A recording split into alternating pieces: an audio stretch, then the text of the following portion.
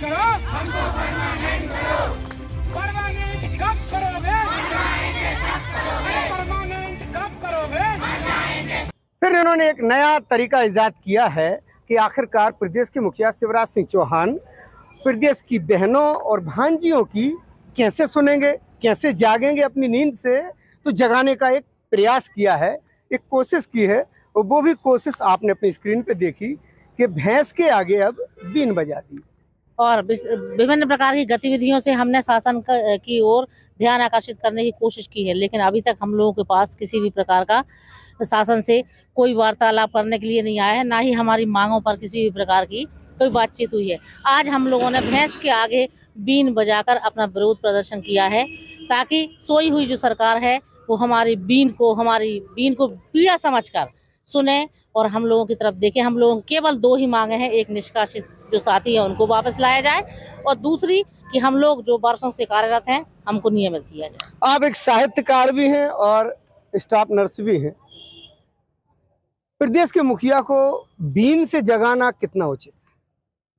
देखिए, अब जो नहीं सुन रहा है तो उसको बीन, यदि मामा जी समझ के हम लोग जगा रहे हैं, और बीन 7 स्वर होते हैं बीन में, उसको यदि मामा जी सुनेंगे तो एक प्रकार से हम लोगों ने आज बंसी भी बजाई है, जिसको श्याम ने अपने आधरों पर रखा है।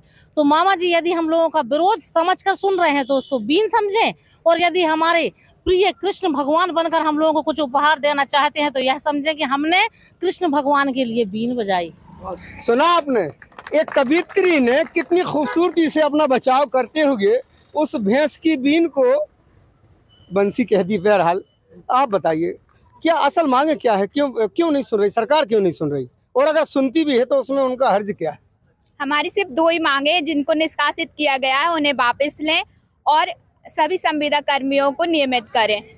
और इससे ज़्यादा तो हम सरकार से कुछ नहीं मांग रहे, तो उनको ओबियसली हम लोगों की मांगे पूरी करनी चाहिए, क्योंकि हम लोगों ने कोरोना काल में भी आगे बढ़ चढ़कर इतनी मेहनत से बचाया है पेशेंटों को, तो सरकार को सुनना चाहिए। और मामा जी तो खुद ही कोरोना पॉजिटिव हुए थे और वो भी उस फेज से गुजरे हैं, तो उनको कहीं ना कहीं हम लोगों की मांगे पूरी करनी चाहिए। काम तो आप लोग बराबर नियमित कर्मचारियों की तरह करते हो। जी बिल्कुल, लेकिन वेतन नहीं मिल रहा उतना। वेतन हम लोगों को कम मिल रहा है, क्यों मिल रहा, यही हम लोग मामा जी से जानना चाहते हैं। क्योंकि एक नियमित पर्सन भी वही काम कर रहा है और वही काम हम लोग कर रहे हैं। अभी 2 दिन पहले आप लोगों ने खत लिखा है खून से जी, उसका भी असर नहीं हुआ? बिल्कुल नहीं हुआ है। हम लोगों ने सिरिंज के माध्यम से अपना ब्लड सैंपल निकाल कर, और काफ़ी सारी डिमांड जो हमारी मांगे हैं मामा जी से, हम लोगों ने खतों के माध्यम से निवेदन किया है, और डाक पोस्ट के माध्यम से भी मामा जी के द्वारा हम लोगों ने ये खत पहुंचाए हैं। लेकिन अभी भी इतना कुछ होने के बाद भी हम लोगों को कोई भी आश्वासन नहीं दिया गया है। आज फिर हम लोगों ने एक छोटी सी गतिविधि करी हुई है, ताकि हम किसी न किसी प्रकार से विभिन्न गतिविधियों के माध्यम से मामा जी के द्वारा अपना आश्वासन, अपनी मांगे प्रकट कर सकें। लेकिन अभी देखने में आ रहा है, आज हमारी हड़ताल का 8वां दिन हो गया है, लेकिन हमें किसी भी प्रकार की कोई उम्मीद या कुछ भी किरण नज़र नहीं आ रही है। हम लोगों का धरना प्रदर्शन तब तक चलेगा, ये अनिश्चितकालीन हड़ताल है, जब तक हमारी दोनों मांगे पूरी नहीं की जाती हैं, तब तक हम लोग हड़ताल प्रदर्शन अपना कंटिन्यू जारी रखेंगे। तो मामा जी से ये हम लोगों का, सभी साथी भाइयों बहनों का निवेदन है कि वो जल्द से जल्द हमारी मांगें पूरी करें और हम लोग अपनी ड्यूटी में वापस। ऋतु जी, मैं आपका स्लोगन सुन रहा था, अभी नहीं तो कब करोगे, मर जाएंगे क्या तब सुनोगे? ये इतनी कहने की नौबत कैसे आ गई?